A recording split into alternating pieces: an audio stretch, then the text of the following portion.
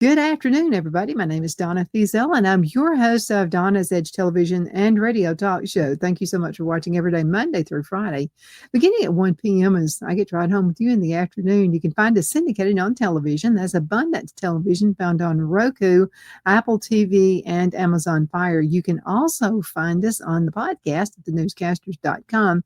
And we're so happy to say we are at a wonderful radio station. It's a country giant station right here in Abbeville, South Carolina. Is 92.9, and on the dial 92.9, but they're WZLA. You can find them on their website as well. So anyway, it's just another avenue. And love Benji and Lacey. And Benji and Lacey is in the morning. They have their morning show, and I'm just going to tell you, they'll keep you in stitches. It's a brother and sister team. So when I found out they were brother and sister, I thought, oh no, this could be trouble. And it is trouble, but it's in a good way. So Right. anyway, thank you, Benji and Lacey, for letting me be part of your world at WZLA. I definitely appreciate that. AP Sedum, everybody's favorite sports guy, is with us right now. We're lucky to have him captured. And wow, this past weekend, it's kind of slow, but it was interesting. Right. Yeah, there was only 5 games, Don, but one of the bigger games on the schedule was Auburn. I'm sorry, Alabama hosted Vanderbilt. Now, Vanderbilt last year beat Alabama. It was the first time in 60 games that they had beat a number one team. You know, they're 0 for 60, I guess, playing number one team. So they beat Alabama last year, but this year Alabama repaid the favor and beat them 30-14. It was a pretty good battle, actually, but Vanderbilt made some mistakes, and you credit Alabama to helping them with those mistakes, if you would say. And so Alabama, their quarterback continues to be hot. Ty Simpson, he's completing 75% plus of his passes, and he has a good core of receivers, one of the tops, I would say probably in the country, top 5 in the country, wide receiving core. And then they had some, Jam Miller had over 130 yards running. So that was a great addition to a running back room that had struggled this year. So they scored the 30 points and able to defeat Vanderbilt. So that was a big plus for them. But Vanderbilt's a good football team. I mean, a couple of years ago, you wouldn't have had all this attention about the Vanderbilt and the Alabama game. It would have been something on the back pages. People would not have paid much of attention, but this year it was one of the top games in the Southeastern Conference. Mm-hmm, absolutely. Now, how does Alabama fare now in the polls? Yeah, in the polls, Don, and excuse me, in the Football Writers Association, National Football Foundation, Alabama right now is number 7. I have them at number 9 in my particular ballot, but they're number 7. So they're rising, and they'll have more games on the schedule. They're going to get their chance to improve their ranking. But the main thing is not to make the college football playoff, be one of the 12 teams that earns a berth. And right now, it looks like the SEC, I'd say 3, probably 4 to 5 at this point out of the 12. So they're fine if you just keep winning ball games, and they're going to beat up each other. But I think if you keep it within 2 games or less and you're the loss count from the SEC, I think you're in good stead. Mm-hmm. So like it. Now, what about some of the other games that were played? What were some surprises out there to you? Yeah, surprise, Donna, was Texas, University of Texas. They highly ranked, had only the 1 loss against Ohio State, the number 1 team in the country, to start the season, 14-7. Texas was ranked number 1. They traveled to the University of Florida, who's been struggling, lost to South Florida along the way, lost to Miami. Florida's really been taking some hits, and their coach is on the hot seat again this year. So Florida, they were able to outlast Texas. They beat them 29-22. So that was an upset. And that was not very good for Texas, because now they have the 2 losses, which I mentioned, one within the conference against Florida. So they have to probably win the rest of their ball games. And they got a very difficult schedule coming up. Florida's got to play the Red River rivalry against Oklahoma this weekend in Dallas. And we know that Oklahoma is a very good team. And so that's going to be difficult for Texas, I think, to remain undefeated the remainder of this season. Not only do they have Oklahoma, but they'll have down the road, they have to go to Athens, Georgia as well, and they have to host Texas A&M. Those are both teams that are highly ranked right now. So just those 3 games alone, from, I guess, highly ranked teams, you have to win every single one of them probably to be in the college football playoff. So I would say, going down. What are they going to have to do to win it? They've got to. Their offensive line has not played very well, Donna. And Arch Manning, consequently, the quarterback, the first-year starting quarterback, he's been running around in the backfield trying to throw passes, and it hasn't helped his accuracy.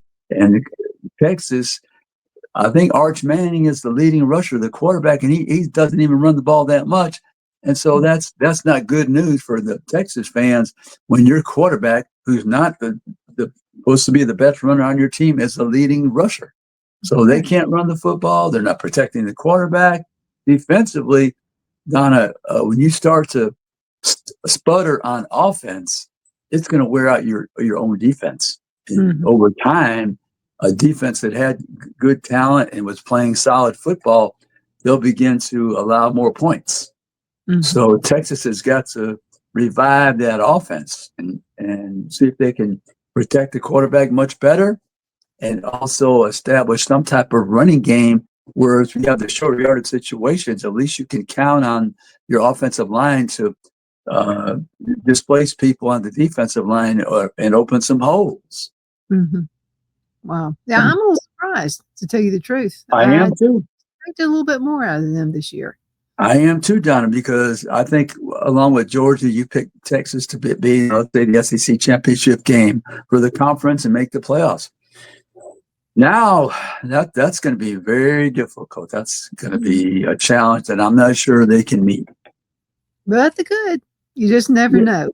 They're going to have a lot of improvement will have to occur on the offensive line for that to happen, and the quarterback as well.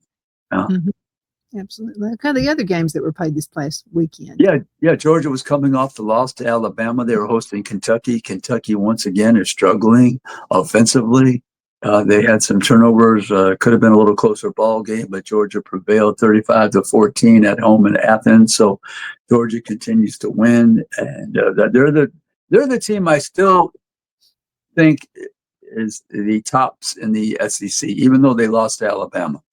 I think that Georgia has a good schedule coming up here with all their ball games because they host Ole Miss. They play at Auburn, but Auburn's struggling. So I don't think they mind going on the road to play Auburn because Auburn is not playing well, especially offensively on the offensive side. Their quarterback and their whole scheme is not producing points. So, but Georgia hosts Ole Miss. They play Florida and Jacksonville. They go to Mississippi State. They host Texas in Athens, and they'll host. They'll have to go to Atlanta to play Georgia Tech. So I think Georgia's got a favorable remaining schedule, meaning that most of those big games will be at home for them, and the other teams on the road, I think they can beat because they're just a better team. So Georgia is still the team for me in the Southeastern Conference until I see otherwise. Yeah. So and then Kentucky, they struggle, and they have their freshman. They have the young quarterback from the state of Kentucky playing Cutter Bowling. So he's got a nice arm, but he just needs some support from the rest of his team. So, and they're not playing very well right now. Kentucky, they just can't muster enough points down. The defense gets worn out as well.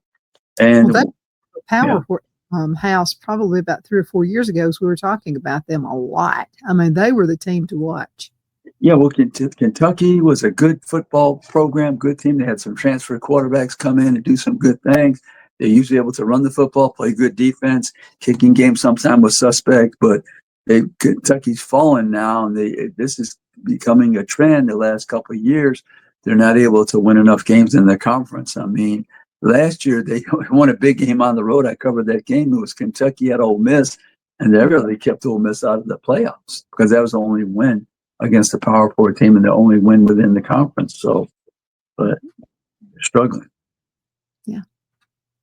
So who else do you have from this past weekend? Yeah, Oklahoma played what I called an exhibition game. They beat Kent State by about 40 points.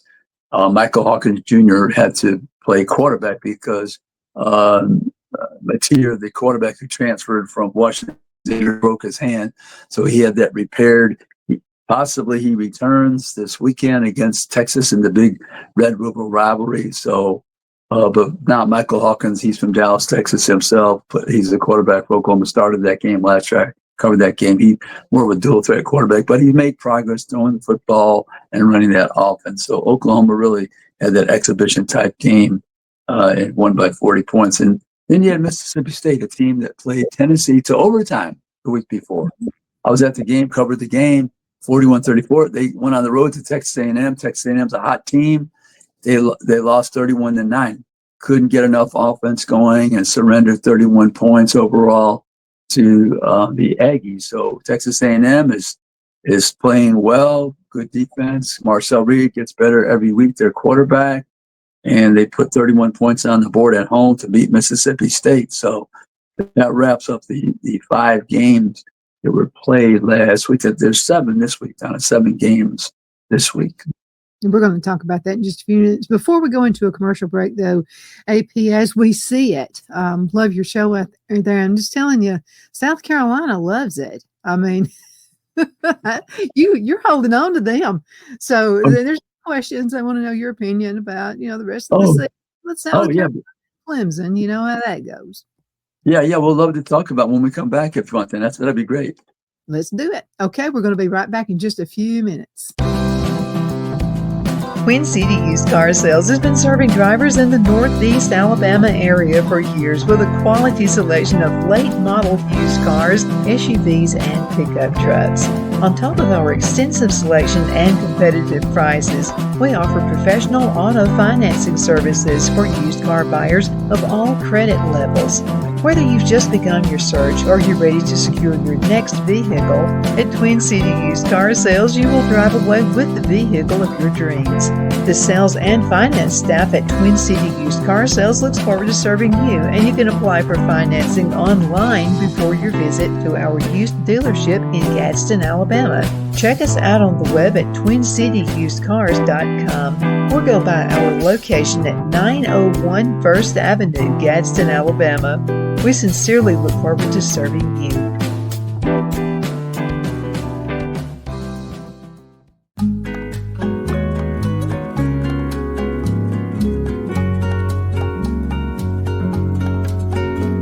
At Lamone's Mexican Restaurant, located in Henniger, Alabama, and voted Best Mexican Restaurant of DeKalb County, Alabama 2020, we're here to serve you with authentic Mexican cuisine. Order easily online by going to lamonsmex.com or call 256-657-3999 to place your order. We're open Sunday through Thursday, 11 a.m. to 9 p.m. and Friday and Saturday, 11 a.m. to 10 p.m. Whether you're celebrating a cozy date night for 2 or a celebration for a crowd, at Lamone's you'll love our atmosphere and friendly servers. Thank you for dining with Lamone's Mexican Restaurant.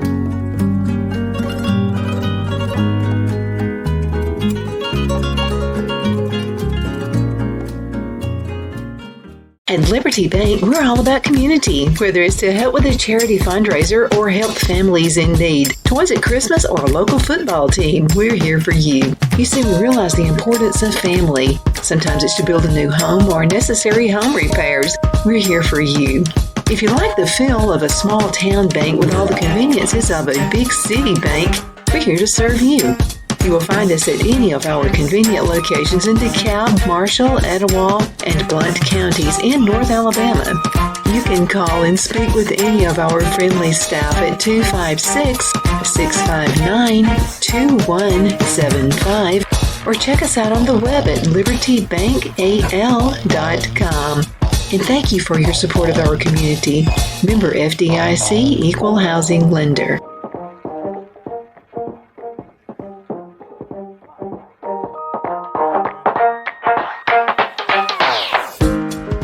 I'm excited to announce our Christmas extravaganza is finally here. Get this season's flannel sheets for as low as $59.98. They won't last long, so get them while you can. Our famous My Slippers, they haven't been on sale for over a year. Regularly $119.98, now only $59.98. Our 6-piece towel sets are back in stock with extremely limited quantities, only $29.98. With hundreds of MyPillow products, there's something for everyone on your Christmas list. Bathrobes, duvets, quilts, down comforters, and so much more. So go to MyPillow.com or call the number on your screen. Use your promo code to save on all MyPillow products.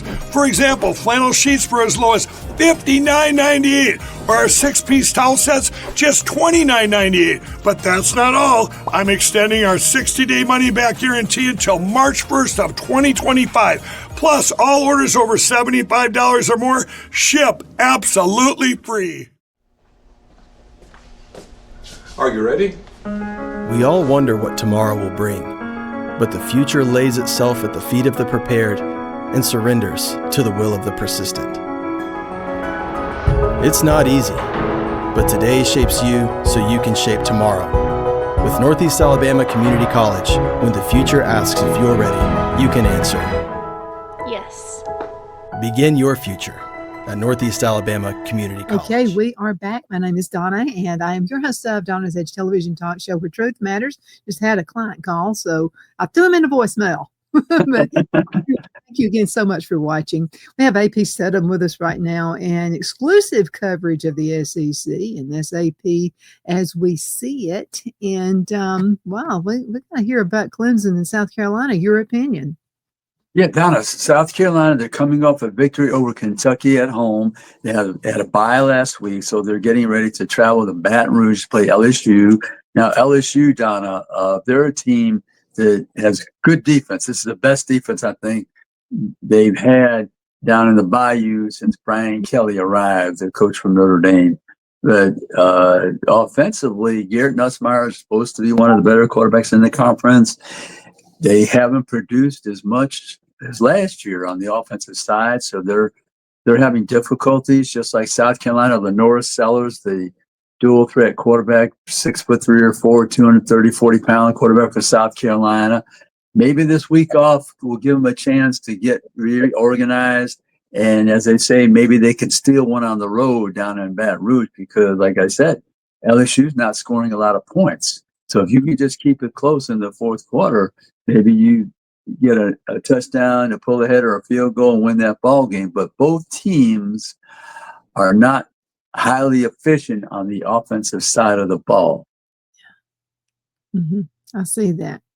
Clemson, what do you guys say about them? Yeah, Clemson, they're struggling. They're having a time of it this year. And Cade Klubnik, he was a third-year quarterback. I thought for sure that with all that talent, that Clemson would be one of the top teams. I thought beginning of the year they were a top 5 team. They were in my poll in the top 5, and then they continued to lose game after game. And it was because of one of the things was the offense.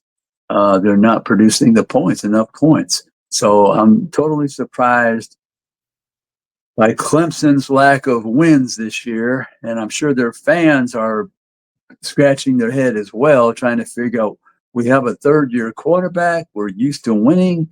We usually have a good defense. We're pretty solid in the skill positions, good running back, wide receivers, tight ends. But something went haywire. And so they're trying to salvage this season, Donna. They won't be in the playoffs, but they could still win a lot of games in the ACC. But I just think Dabo it has to be one of his better coaching jobs for the remainder of the season, because I'm sure all the players are certainly disappointed, the coaching staff. But he's the leader in charge, and he has to regroup and try to make the point that we could still win games and go to a nice bowl. Well, what does Dabo have to do to pull it off? Yeah, I think he's got to get better play from his quarterback. He's got the offensive line be more supportive and protecting the quarterback. You have to open the holes for the running backs, receivers catching the football, tight ends, and defensively just be consistent in your performance week to week. Lower the turnovers, cut out any turnovers. And down to the things that really aggravates a football coach and the fans and the program, you have these penalties down to offsides, motion penalties, defensive penalties. So they just look at every facet of their team. You want to try to be much better than you have been in the previous 4 or 5 games. Oh, yeah. AP, as we see it, what happened last week on your show and then this week? Yeah, Donna, we had a lot of fun last week. Because of the 5 games, we were able to have a couple people on to discuss those games. We had the voice of Vanderbilt, Andrew Allegretta, and then we had Will Matthews, who's a sideline reporter for the University of Texas. So those were the 2 better games in the conference last week. Vanderbilt traveling to Tuscaloosa, Alabama to face the Crimson Tide, and the Texas Longhorns traveling to Gainesville to face the University of Florida Gators. So we have those 2 people as our guests. And this week we're probably we're gonna discuss all the SEC games as we do every week, the 7 games on tap.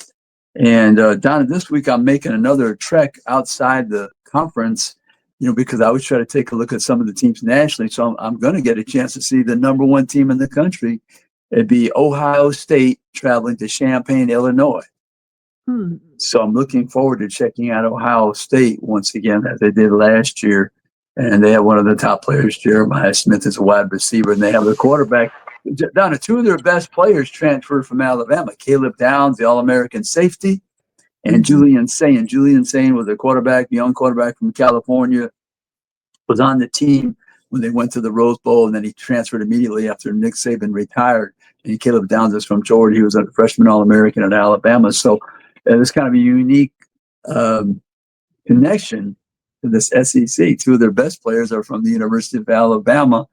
And so we're going to take a look at the Buckeyes and the Fighting Illini. And then last week, Don, I was at 2 interesting ball games as well. I was at West Virginia, was at BYU. I saw Barrett Bachmeyer and his brother Tiger. Tiger's a wide receiver, transferred from Stanford, and Barrett also transferred as a freshman from Stanford this spring. He was the 3rd time he's been the Big 12 Freshman of the Week, and he's only played 5 games. So 3 out of 5 games, he was the best freshman in 3 of these 5 games so far. Watch out for Barrett Bachmeyer and the BYU Cougars. Saw them defeat West Virginia Friday night. Then I traveled to Los Angeles on Saturday, and I saw Penn State, one of the top teams. They were the top team in my poll. They lost to Oregon the week before in overtime. I saw them play UCLA. Donna, UCLA was a 25-point underdog, and UCLA ended up winning the game. They had fired the coach a week or 2 before, had a new interim head coach. They have a new offensive coordinator. He took over 2 or 3 days before. So they ended up, that was the biggest upset of the day. And Nico Yamalava, the transfer quarterback from Tennessee, he ended up being the National Player of the Week, leading his team as a 25-point underdog to a highly rated Penn State, 7th-ranked Penn State team, beat them on Saturday. So I was fortunate to see 2 good games outside the conference, and I'll have a couple more games outside the conference, and I'll be back to the SEC as always. But we always like, as I say in our show, we always like to keep an eye on the national scene as well. And so I have to break away for a couple weekends to see the game, which was a lot of fun, Tom. Oh, absolutely. Okay, now this coming weekend, which is going to be the nail biter game? Yeah, on this schedule this week, Donna, looking at these games, I think I would say the top game you would want to watch, top 2, I would say, Texas, suffering that defeat to Florida, travels to Dallas to play against Oklahoma. We're not sure about the quarterback situation with Oklahoma. That's a Red River rivalry. And then Alabama, who's been on a hot streak, traveling to face the undefeated Missouri Tigers in Columbia. So those 2 games will be the best games in the SEC. You also have Florida, who won against Texas, going against undefeated Texas A&M and College Station. So there's quite a few nice ball games on tap. Arkansas, who made the change at coach with Sam Pittman was relieved. Bobby Petrino returns as the head coach. He was the OC. They're going to be traveling to Knoxville, so we don't know how they're going to perform under Bobby Petrino. He's an offensive guru.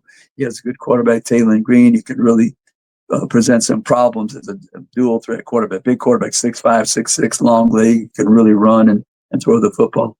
And I said, LSU hosts South Carolina. And an interesting game, never played before, was Washington State will travel to Ole Miss. Those teams have never played. Mm-hmm. That's going to be interesting. That's going to be hard to forecast. Right. And then, of course, you have the oldest rivalry in the South. We didn't even discuss until this moment. Georgia travels to Auburn. So Georgia's a team. They're looking to win all the rest of their ball games to reach the SEC championship again. Auburn, they're trying to establish themselves. They're having trouble offensively. Fairly good defense, Donna, but we always tell you, if your defense is holding up the team game after game, they get worn out. Mm-hmm. And so they can underperform. It's not their fault. They're just physically and emotionally worn out. So Auburn's got to get that offense moving again under Hugh Freeze or Jackson Arnold, the transfer quarterback from Oklahoma. So there's a lot of good games this week. Only 7, but all of them are going to be exciting to watch. Which one is going to have the highest score by winning? Oh, the highest score, Donna. Yeah. I would say the highest score could be the Ole Miss game against Washington State. I would think that Ole Miss might be able to put a lot of points on Washington State. They're part of the Pac-12. Donna, there's only 2 teams there now. They're reformulating that league. They have a couple of years to reestablish enough teams. I think it's 8 minimum. So they're working on getting these other teams involved. So they lost out these last couple of years when all those other teams from the Pac-12 left to go to the ACC and the Big Ten. So Washington State, the talent level is not where it was in the last, let's say, 5 years. Okay. Let's go. About 2 minutes left in the segment. Let's do your top 10.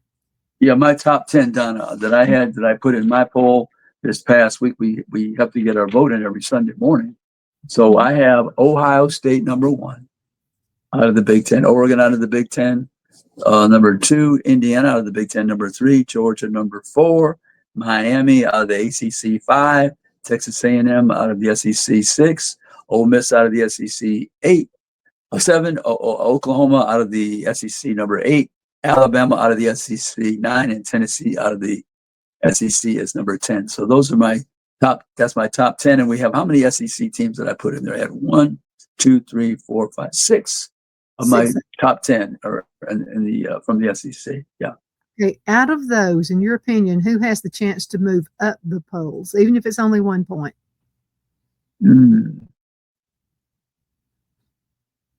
I would say. I would say Tennessee. Let me see. Tennessee. I think that Georgia has the chance because I think Oregon and Indiana play each other this weekend. Mm-hmm. Okay. So one of those will lose. I think Georgia will have the chance to move up. Yeah. That sounds okay. AP, we're gonna have to call it a day. And thank you guys so much for watching. Thank you, AP, for finding us. And finding all that information for us. I know it's a lot of work on your end, but you like it. You enjoy it. How can folks find you on YouTube?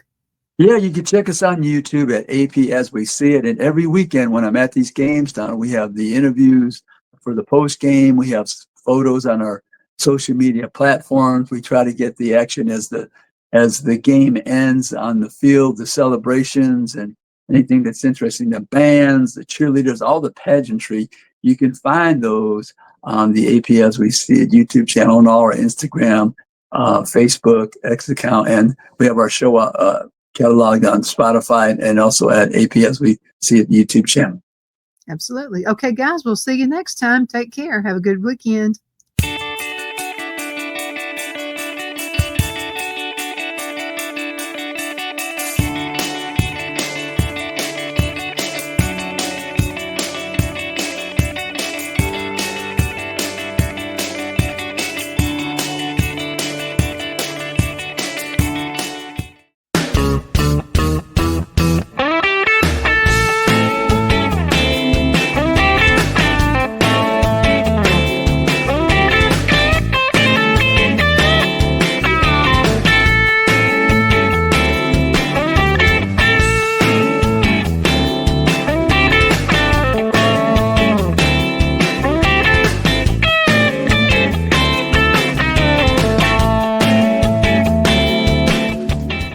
Good afternoon, everybody. My name is Donna Fiesel, and I'm your host of Donna's Edge television talk show, where truth matters. Thank you so much for watching every day, Monday through Friday, beginning at 2 p.m. as I get to ride home with you in the afternoon. Been doing this for 20 years. Really glad to have this format. I wanted to mention this too. You can find us on television. We are syndicated on Abundant Television, found on Roku, Apple TV, and Amazon Fire. And don't forget the podcast on thenewscasters.com. You can also find us on the radio, WZLA. They're the voice of South Carolina, and they're on 92.9. Make sure you check them out. The show airs on Saturdays there at 9 a.m., and that's on the Central Time Zone. Eastern Time Zone. But again, thank you so much for watching. Continue sending email. It just makes my day when you do that. You're not bothering me at all. Any suggestions? You would like me to ask questions to some of our guests? I'll be glad to take that in. That's Donna at donnasedge.com. That's Donna at donnasedge.com. Got a very special guest with me right now. She's a mutual friend with Rob Patz, and Rob's a really neat guy. Hey, Rob, if you're listening, it's always good to talk to you. But I have with me a very special guest, and her name is Rhoda Dill. And Rhoda, thank you so much for being on the show. I've been really looking forward to this guest spot. I have been too. So thank you for having me on. I'm super excited. And I want to also thank Rob for this wonderful connection too, because, it's so awesome to have people, on the same page and just wanting to help each other out and getting the word of God out there as much as possible. Tell us what you do. So I'm an evangelist and author of the Jericho Fast, and I evangelize. And it's new, it's a baby yet. Having a podcast called The Breakthrough Table, and so I evangelize, and I just love to get the word out there and talk about Jesus, and so that's what I do. Well, I'm glad to have you on the show. I wanted to talk to you a little bit because since Charlie Kirk was assassinated, and even before then, I've got to say, I've noticed young people seem to be coming around. I think they're looking for a different way. There's a lot of questions that are being asked by the young folks. And this is really, I'm seeing it all around the country. But what's happening in your neck of the woods? Are you seeing some kind of an awakening with young folks? I am. And even in my very own household, I have teenagers and they just got this zeal. They're on fire and they want to get out there and spread the gospel as well. And I just feel like there's a shift, and more people. My friend, she said that 80 people from her church in Nazareth, Pennsylvania, got baptized last Sunday, and the majority of them were youth. So you see and you hear about all this happening since the death of Charlie Kirk. It just brings you so much joy, but yet it's sobering. And I've been seeing such and hearing such wonderful good news about people, and especially in this generation, rising up.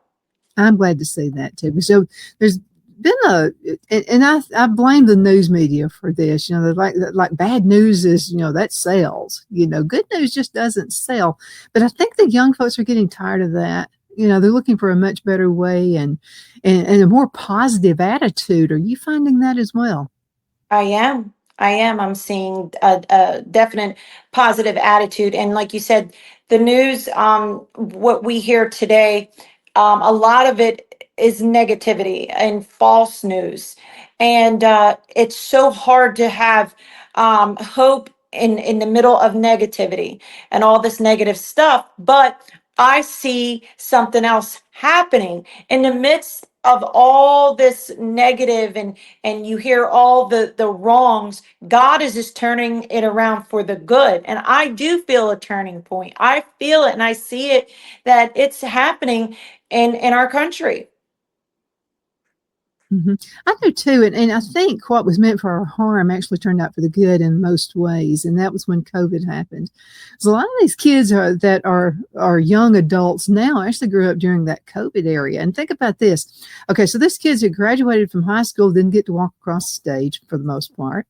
There's so many things they were robbed of because of what happened, the country being shut down and what have you. And they're just ready. I mean, they're tired of the same old, and they're just ready for something else. What do you think they're searching for? I believe that I think the main thing that they're searching for is hope. I really do. I believe that they're searching for hope, and they want to see things come. I don't know. I just feel like they're searching for hope and truth. And I believe that they're looking for something that is going to bring peace and unity. And I believe that's what they're looking for. And the only way that they can find it is through Christ.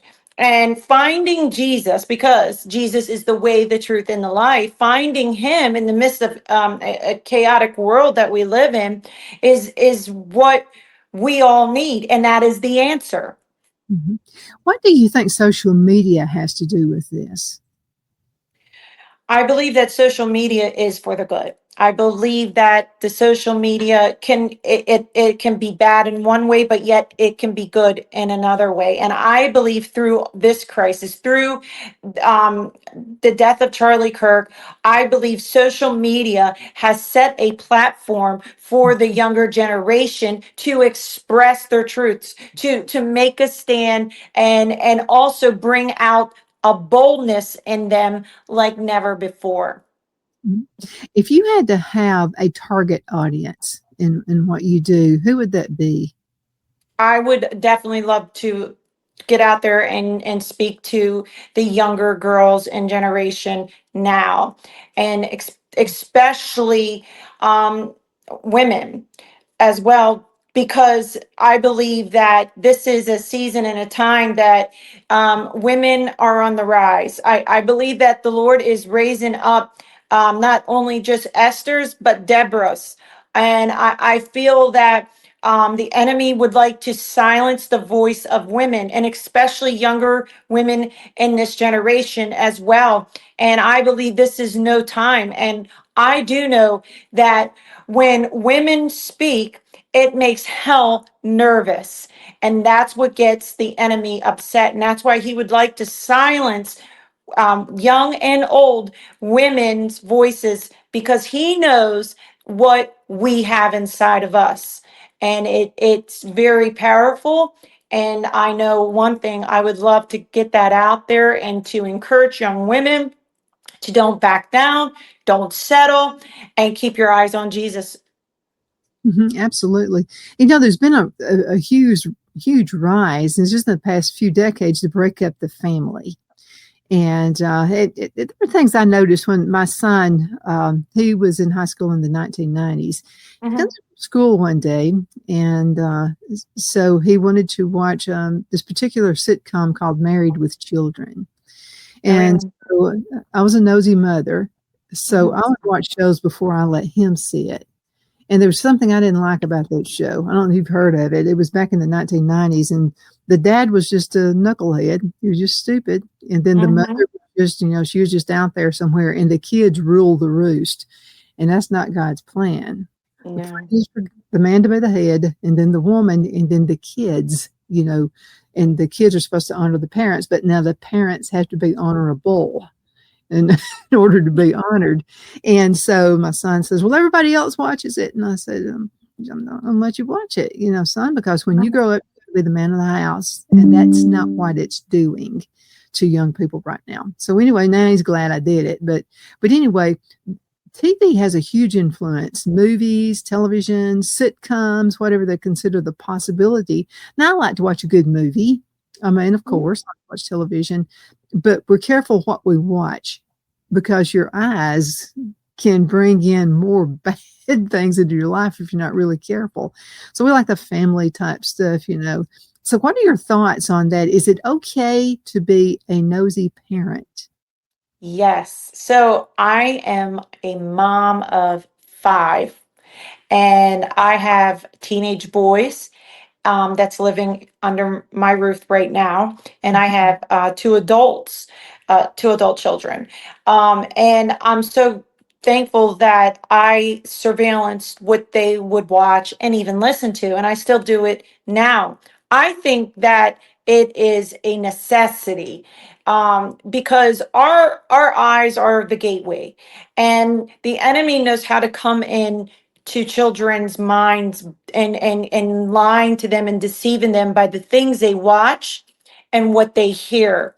And so our minds become a sponge. And so we adapt to the things that aren't good for us. Just like our body, we crave sugar and things that aren't healthy.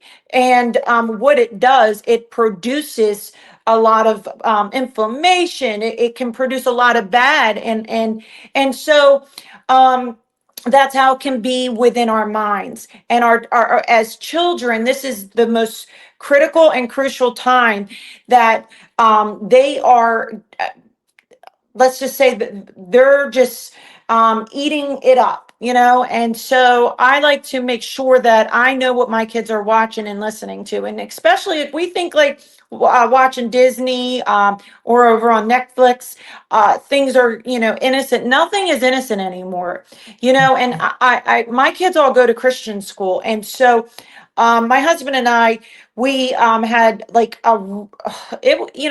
we were arguing a lot because he was like, I can't keep up this Christian school because of the, how much it is and blah, blah, blah. I think we should just put him in the public school. And I was like, absolutely not. I will not let my children sit underneath complete strangers who have opposite beliefs than what I have here in my house. And they program our children in beliefs that aren't the truth. And so I rather give my last pennies that my children will be underneath a good education and being taught that the things that are true and just in a Christian school. So while they're in school and they come home, I don't want it to be opposite either. I want it all to be the same. As for me and my house, we will serve the Lord. And so everything that a child watches, even on their phones and iPads, whatever, it brings no good. And I believe that there even should be a time that our kids put that down and get outside and be children again. Play, ball, ride your bike, do some outside activities, because parents just want to hand their kids a phone. There's some apps on there. They can play games. They can watch movies from their phones or iPads, whatever it may be. And guess what? They're being preoccupied by the enemy, by things that aren't. Let's just say, how could I word it in a nice way?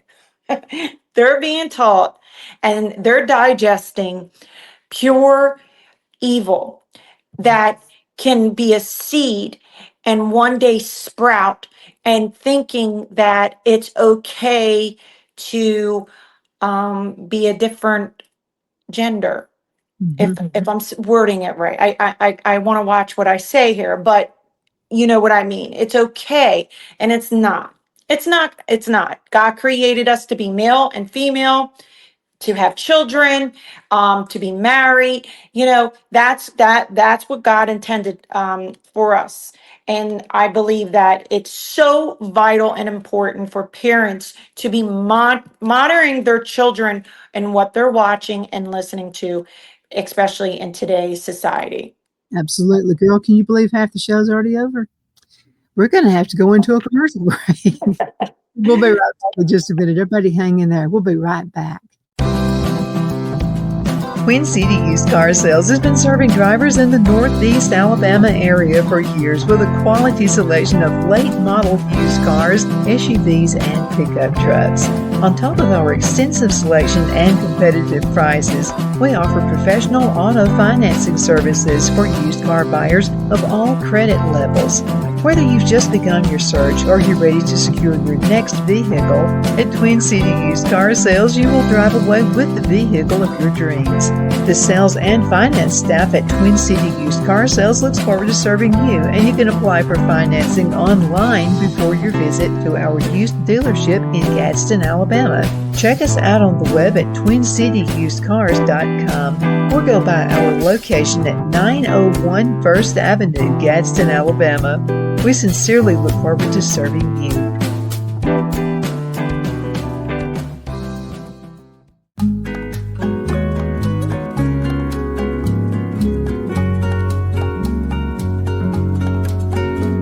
At Lamone's Mexican Restaurant, located in Henniger, Alabama, and voted Best Mexican Restaurant of the Cobb County, Alabama 2020, we're here to serve you with authentic Mexican cuisine. Order easily online by going to lamonsmex.com or call 256-657-3999 to place your order. We're open Sunday through Thursday, 11 a.m. to 9 p.m., and Friday and Saturday, 11 a.m. to 10 p.m. Whether you're celebrating a cozy date night for two or a celebration for a crowd, at Lamone's you'll love our atmosphere and friendly servers. Thank you for dining with Lamone's Mexican Restaurant.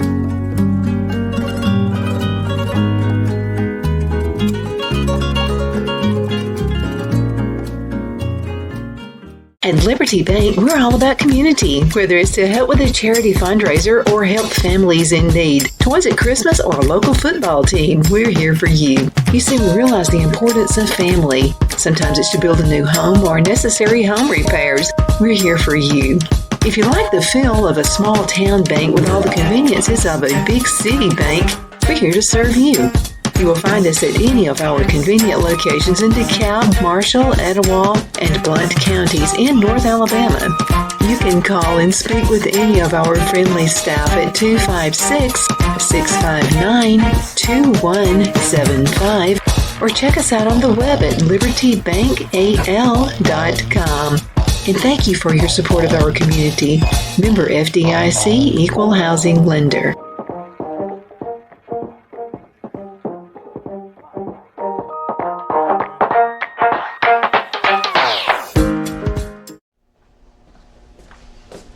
Are you ready? We all wonder what tomorrow will bring, but the future lays itself at the feet of the prepared and surrenders to the will of the persistent. It's not easy, but today shapes you so you can shape tomorrow. With Northeast Alabama Community College, when the future asks if you're ready, you can answer. Yes. Begin your future at Northeast Alabama Community College.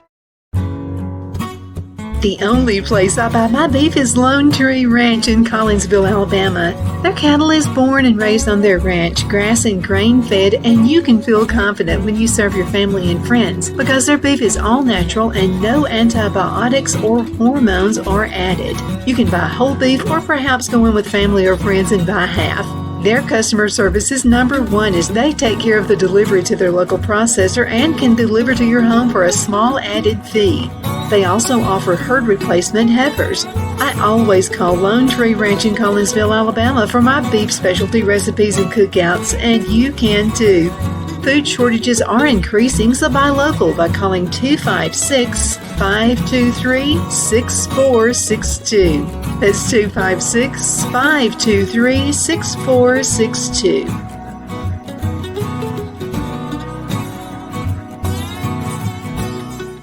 We're back. My name is Donna, and I'm your host of Donna's Edge Television Talk Show, where truth matters. You can find us on television, Abundant Television, found on Roku, Apple TV, and Amazon Fire. And don't forget the podcast on thenewscasters.com. Don't forget the radio show. That's on Saturdays at 9 a.m. It's a good way to get that weekend started. So we're always glad to be there as well. WZLA, they're 92.9 on the FM dial, a big powerhouse right here in South Carolina. Again, thank you so much for being with us. Rhoda is with us right now. And we're talking about, the kids. I'm seeing a huge difference. And I'll have to say this, my husband's sister's kids were all homeschooled. And this was back in the 1990s. Well, the big thing that people would say about homeschool kids is, oh, they're going to be so antisocial. They're not going to know how to get along with other people. If they decide to go to college, they're going to have a hard time. These kids are anything but that. They actually graduated at the top of their classes, all in college. They all have great careers, and I don't see a shy bone in their bodies. They're all very successful people, but they were taught the right way. They didn't hear the garbage that's being thrown out there to kids these days. And so I'm just telling you, you can put me in a room of 1,000 kids. I'll point out the homeschooled ones and the ones who go to Christian school. It's just, I mean, you could just tell they exhibit a confidence, and it's a sweet confidence that you don't see from kids who are bogged down from hearing the unnecessary garbage at school. Yes, and so my two oldest, they were homeschooled, and they're perfectly fine, and they're far from being shy and reserved, and I just think that people have a different perspective, especially the ones that aren't Christians. They think that it's a bad thing to be a homeschool child or homeschool your children. You're taken from them. But I believe what we're doing, we're instilling in them the morals that they need to know and the truths. And I believe that when you come from a home that is filled with love and peace and joy, and especially parents that are interested in what their children are learning about, you can't go wrong with that. No, you're absolutely correct on that. I mean, and it's the best way to grow the kids. I'm just telling you, that's what it is. And I've got a news for all the parents out there. Kids actually love structure. They act as if they don't. They do. They really do like structure. So I think that's just a good thing to do. Absolutely. Now let's talk a little bit about social media and what it pertains to. So a lot of kids are being kidnapped, and this is what hurts my heart. Is when a kid has been abducted and sexually attacked. And that has been an epidemic now for the past few years. And my heart goes out to those kids. Mine too. So, a friend and I, we been fasting. We were doing it for I think it went on for 3 Mondays in a row. Every Monday we took and we started fasting for the children that have been kidnapped and trafficked. And God just placed that burden upon my heart because, you know, I just feel that there's a lot of people overlook this, and it's not a matter to be taken lightly. And so I pray constantly, and that's one thing that burdens me all the time is through even like we think like Roblox and Minecraft is innocent. No, there's predators on there seeking and looking for our children. They're looking for the ones that are vulnerable. And you know, I just have such a burden, and it just I don't know. I just get so upset to hear and think about what is happening and how it's rising. It's on the rise. Mm-hmm. And so I do love to, and if there's anybody that would love to join me, every Monday we are starting a fast for children that have been abducted and trafficked out and kidnapped. If you feel the burden on your heart, join the fast in this movement, because I believe God is going to be doing great things. I do too. Now, there's a lot of organized crime with that, but I was talking with a lady who's with Family Services, and it's in this county. And so we were talking about that. And I said, well, that just happens in New York, Chicago, the big cities like that. And she said, no, it happens all over the place. It happens in your small towns. And I said, well, I don't hear about it here. And she said, well, it's kept quiet. It's hush hush. And she said, what happens is some of the parents will get on drugs, and they'll do anything to get a fix. And that even means selling their kids to sex. And so that boggled my mind. I said, so that happens here? And she said, yeah, it's much more common than you know. And then I feel for the kids who come here and maybe their parents brought them here from another country, and the poor kids can't even speak English. And they are vulnerable. To these thugs who come in and want to take over their lives and it's a terrible thing. And that something needs to happen there. That needs to stop. It does. And I believe that prayer is one of the main things that these children need right now, because just like you said, there's children out there that got parents that are on drugs and they'll just do anything for a good fix, and they are silenced. They don't have a voice. But I believe people that do have a voice, like us, we can be crying out, we can be fighting for them on their behalfs. And that's why I believe God places it on our hearts, like you and I and many out there, to pray and stand up for these vulnerable little children that don't know any better. And it's so sad and sickening on top of it, and what these evil monsters do to them. And the thing is, we as women of God and men of God, we need to come together more and pray for these children, because I believe prayer works. And just like Paul and Silas, they were in prison, and if it wasn't for the prayers for them, hey, they got released. And I believe God can bring angels in there and people that can just bring them freedom and deliverance. Absolutely. Rhoda, I can't believe it. We're at the end of the show. There's less than 2 minutes left in this segment. You got 2 minutes. What would you like to tell the folks before you go? I would just like to say that prayer and fasting is vital, especially in these days and times.